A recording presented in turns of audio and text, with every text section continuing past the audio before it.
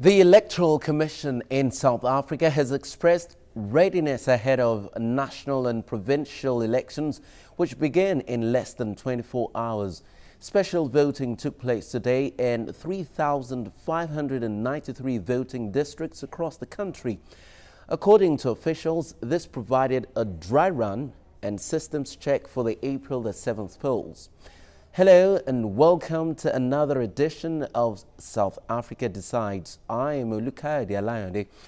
Former South African President Thabo Mbeki was one of those who cast their vote during the special voting exercise.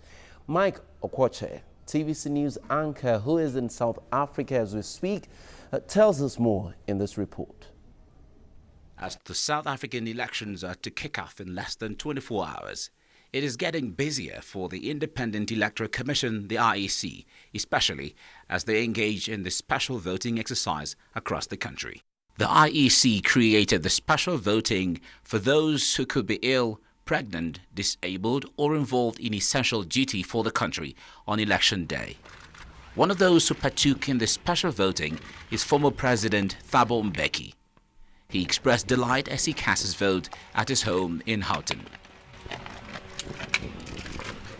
Well, no, I was very glad that the IEC could agree that we should do a special vote. I mean, this is all we were engaged in struggle in order to be able to determine our future. And it's an important intervention in terms of that future is to decide whom we want to govern us. So I see there's a very long list of parties, many of them I've never heard of, but still, there they are. But I think it's a good demonstration of the interest that the country has in this matter of who shall govern. So I think all of us really should need to vote and take a decision about whoever we think is the right party that should govern South Africa. This is the first elections after the death of Nelson Mandela, and Mbeki urged all South Africans to honor the heroes of the country who have struggled to liberate the nation. Nelson Mandela was not alone in the struggle. There are many of our outstanding heroes and heroines who were there in '94 who are not there now. And indeed, I think as part of our obligation towards them, we need to make sure that we defend these democratic rights, that they engaged in struggle for us to enjoy. Special voting ends a day before the main voting exercise starts. And after his special vote, Mbeki leaves for Nigeria for the World Economic Forum holding in the capital, Abuja. Mike Okwoche, TVC News, Johannesburg.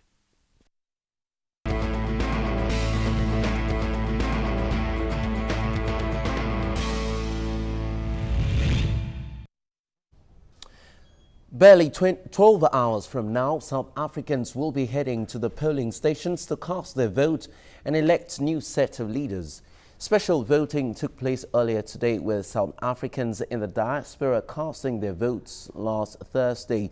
TVC News Mike Okwoche, who's an anchor with us, has been monitoring the pre-election proceedings in South Africa, and he now joins us on the show. Hello, Mike.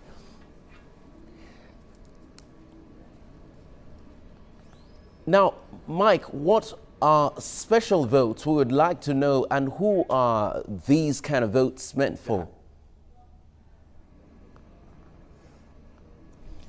Hello, Mike. I'm going to take that question again. What are special votes and who are they meant for? Could you come back again with that question? All right. Yeah, I can hear you now. All right, Mike, we would like to know what special votes are and who they meant talking about for. Special votes was created by the IEC.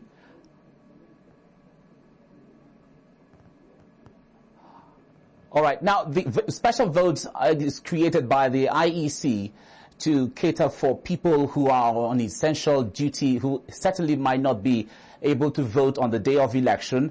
Either they are medical doctors, they are military people, they are the police, they are nurses, or even those who could be ill on that day, those who are pregnant, and even the aged who may not have the ability to move around the country or to their polling stations on the day of the election.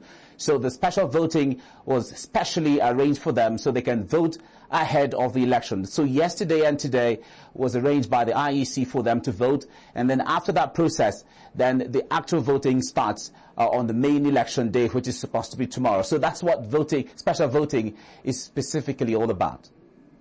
It would know that former President Thabo Mbeki doesn't have special needs and he doesn't belong to any of these groups that you have mentioned. Is there a special reason why he voted today?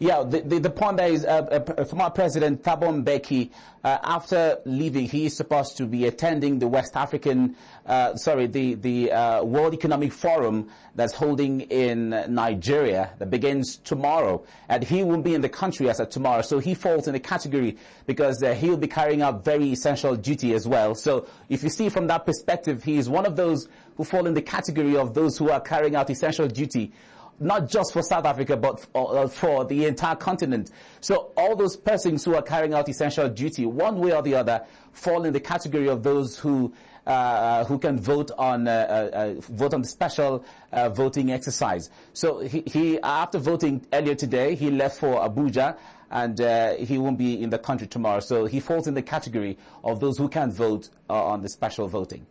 All right, South Africans in diaspora have voted last week and the special votes closed today. Are the results expected before the main elections?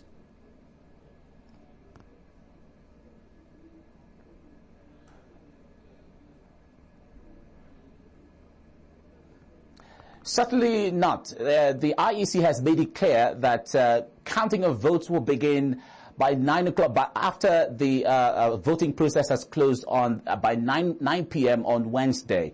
So all the most of the diaspora votes have been sent by courier into the country. They are being kept in a very safe warehouse, designated warehouse, where the IEC has decided they should be kept. And all the special votes today as well be collated and kept. But no voting, no counting will be done before the general election ends tomorrow at 9 p.m. So we're not expecting anything, the results from the election from the special voting or the diaspora voting until about after 9 p.m. That'll be about 10 o'clock tomorrow. Let me say 10 p.m. tomorrow after the voting exercise. That's when all the results will begin to trickle in, and then everyone will get to know how the results will be. All right, now let's talk about tomorrow's elections. What do you think makes this year's election more unique for South Africans and of course the country itself?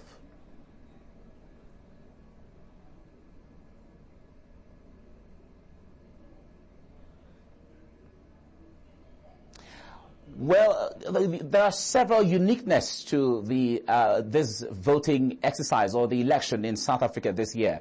Now, one major uniqueness is that this is the first time South Africans will be voting after the death of Nelson Mandela. Nelson Mandela is really seen as the father of the nation. There are so many slogans, there are so many awareness people carry out, and he has been tagged the father of the nation. So having an election outside him is really major. But however, it is not dampening any South African, because they have decided to take the destiny in their own hands and move forward, move the nation forward. So it's not like a mood of sadness as regards, okay, Mandela is not here, so we're going to be sad voting after his death. But it's just a unique exercise where certainly Mandela won't be here.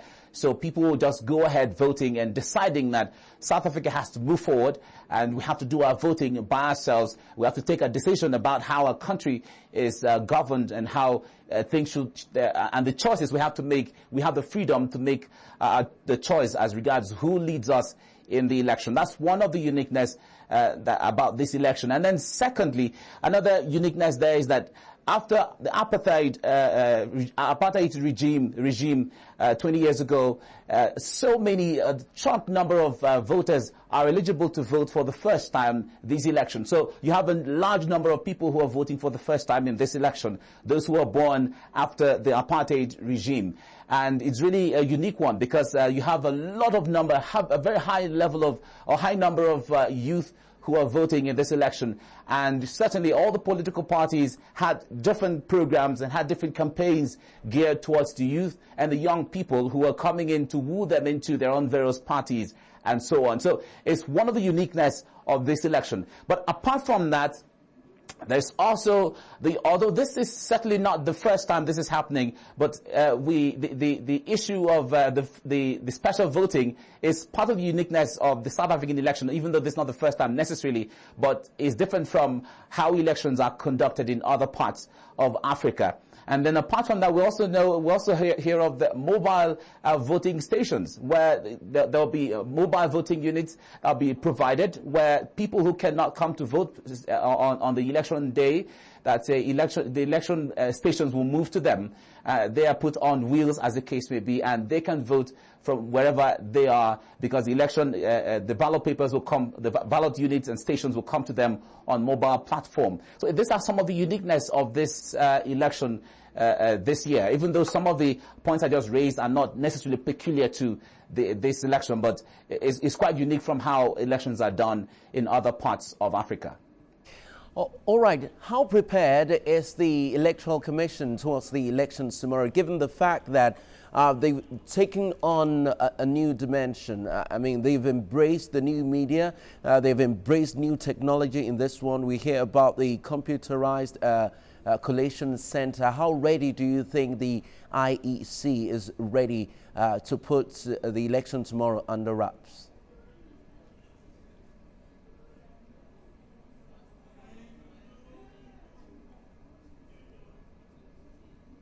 Well, it's quite interesting how prepared the IEC is on ground here, because the point there is everything is made from. I have some statistics here I'm going to give out, but before then, it shows how transparent the whole process is seemed to be and is expected to be, as the case may be, from the polling station to the collation center, and then from the collation center at the provincial level to the National Result Operations Center.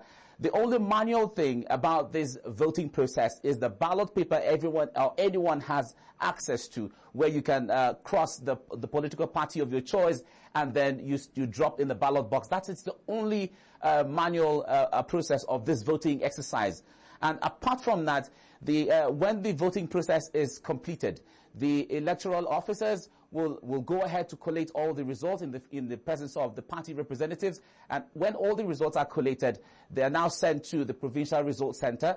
And after that, all of this is done electronically, and it guides on the process on how transparent everything is. So there are electronic boards at the provincial and national, or especially the National Operational Results Center, which is really very impressive, because if you go in there, there's also the open room for journalists to come in. You can monitor how the results are coming from the different parts of the country, from all the 9 provinces, as the case may be. Now, some of the interesting things here are some of the statistics, the way they are published even ahead of the election. Now, there are about 25 million voters nationwide. That's a basic fact.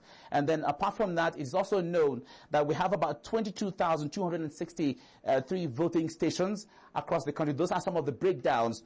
And then we have about 20,700 permanent venues. Now, it is broken down into permanent and temporary venues.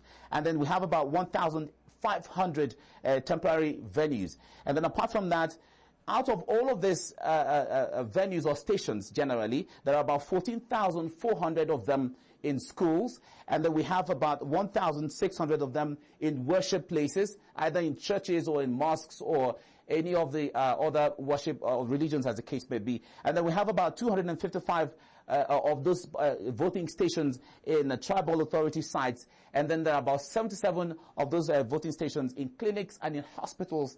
And then there are 32 mobile voting stations. So with this number of votings, you can actually monitor anything that's happening or how it is happening in all parts of the country from the IEC Operation Resource Center at Pretoria. And that's a long way to tell how transparent this process is meant to be and how in charge the IEC is as regards how the results will come. So they monitor and get to know if there is any problem from anywhere, if there's any delay, the reasons why there are delays. All these arrangements have been made where they should know what the problem will be. And then apart from that, it's also being published as even all to the pens, the inks, the tapes, the pins, everything, the number of all of this material, election materials that will be used. All of them are published ahead. So they know the number of things, they know the number of ballot papers, they know the number of ballot boxes. Everything is known ahead and is published ahead. So if you're a party representative or you're a journalist or you're an election observer, you have the right to find out, you have the right to get to know how many of these things are. And then you can tally them if you want to follow up after the elections. You can tally up as regards what's the cost of this and how much of this were bought, how much of this were used, and what's the cost. So all these things are done for the sake of transparency and accountability, and it goes a long way to tell how prepared the IEC is as regards this election. All right, thank you very much, Mike Okwoche. Very interesting and dynamic way South Africa has chosen to conduct its elections tomorrow. Do hold the line, Mike. We'll come back to you in just a moment. Now, all eyes will be on South Africa as citizens head to the polls to vote tomorrow. But what are some of the dynamics of electioneering in the Rainbow Nation? South Africa Decides continues after this report. Don't go away.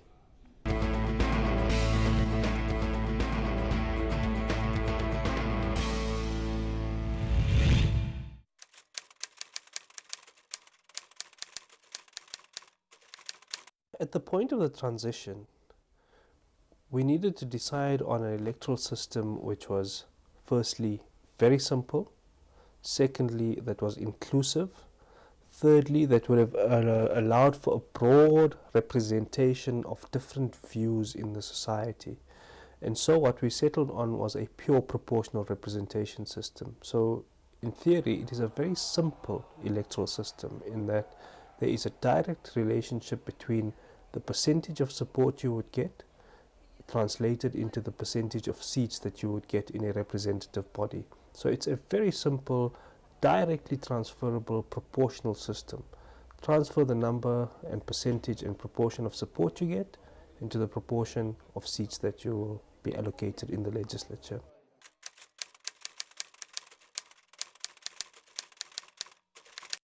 The first sitting of Parliament is presided over by the Chief Justice, who will then open the floor for nominations for the post of President, and the 400 directly elected MPs, along with the joint sitting of the House, would then go through a motion to vote for the nominated candidates. Theoretically, it is possible that any individual could be nominated, but typically it would come from the president of the majority party, of the party which has got the most number of seats. Theoretically, they could nominate someone else from a smaller party or from an opposition party, but we know that in reality that's not going to happen.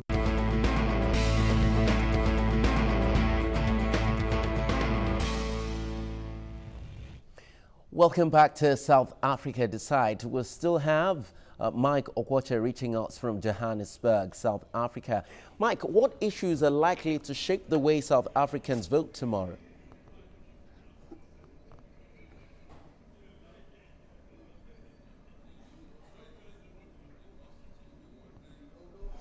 Well, there are several issues that could shape the way people are going to vote tomorrow. Now, one major issue is the issue of the economy, concerns the economy. The level of unemployment is one thing that calls for concern in South Africa, because so many people, apart from the major cities of Pretoria or Johannesburg or Cape Town, as the case may be, so many people are not very comfortable with the way the issues of employment has been going all the while. There's been a lot of promises, but South Africans are not necessarily satisfied with the way previous governments have handled the issue of employment. Now, all the different political parties during their campaigns have made promises concerning the issue of jobs, provision of jobs, and also ensuring that there is inequality between the different classes in South Africa. It's one of the major issues that will shape how people are going to vote in the elections tomorrow. But people have the choice. Now, one very basic interesting thing in this election as well has to do with the voter enlightenment, because they are quite very enlightened, and the South Africans know what they want, and they are going ahead to decide what party they want to choose, and depending on the ideologies and so on. So the economy is one basic issue that will form part of the way people are going to vote tomorrow. Is a very strong point. It's a very, very strong point. Seem to be emotionally attached to the ANC, and it appears for the opposition parties it's an uphill task to change these. How are these parties coping with this?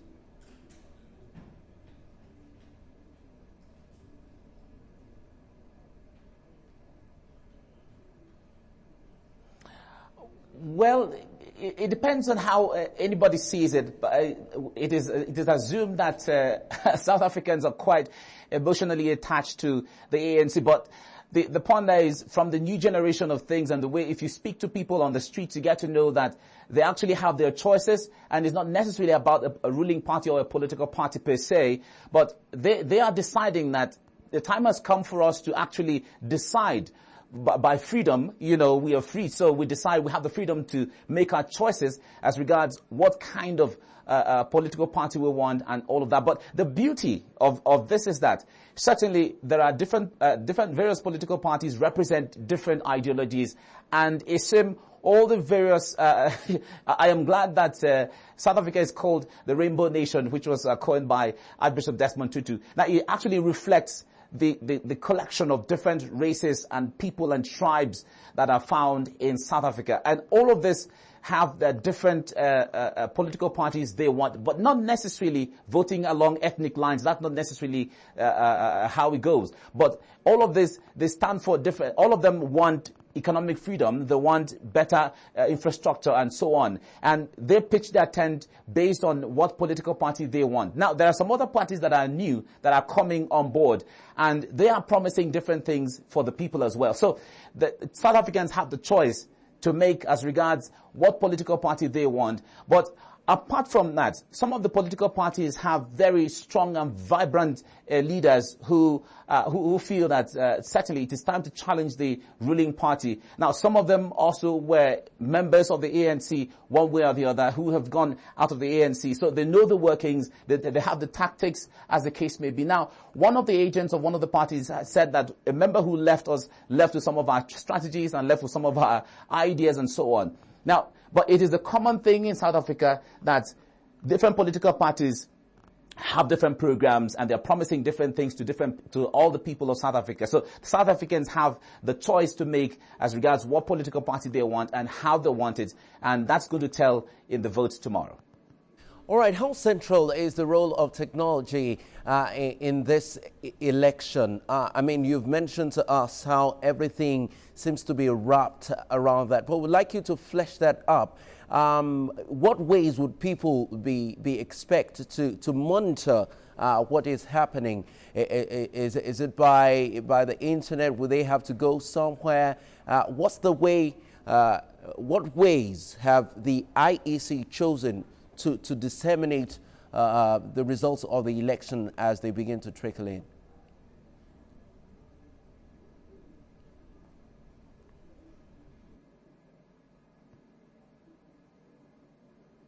Well, the role of technology in this election cannot be overemphasized, because the point there is they have gone ahead to go beyond the level of manual counting of ballot papers, which sometimes it is reported in so many countries that they don't come out transparent as far as that is concerned.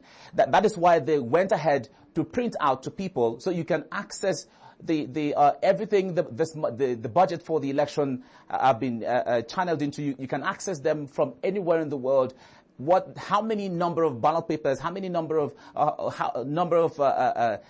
ink, all election materials, as the case may be, and all of this you can monitor the election. You can print out any of, at whatever point you have any issue concerning the process you're not comfortable with.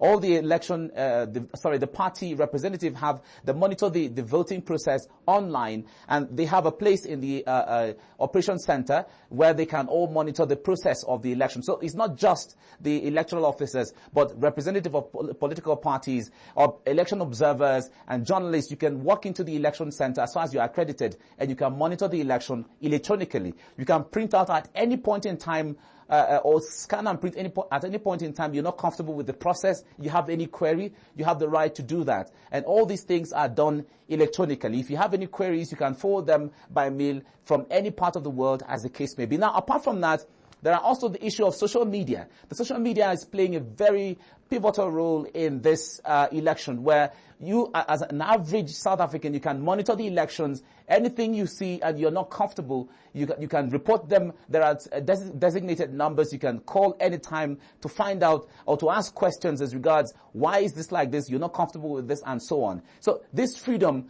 and this going ahead, the knowledge of using all this technology has to do with trying to check the excesses or areas where there could be gray areas in the process generally. Now, some media apps have been created where you can play games of the election games the way you want, and anybody can play that. It gives you knowledge of how this election is going and how it is run, and the process of the election, from the counting, from the casting process to the end where people are, where the IEC counts the ballot papers actually. So the role of the technology has really been infused into this election, and to a great extent is going to cut how much of irregularities this is going to have on the outcome of the elections generally.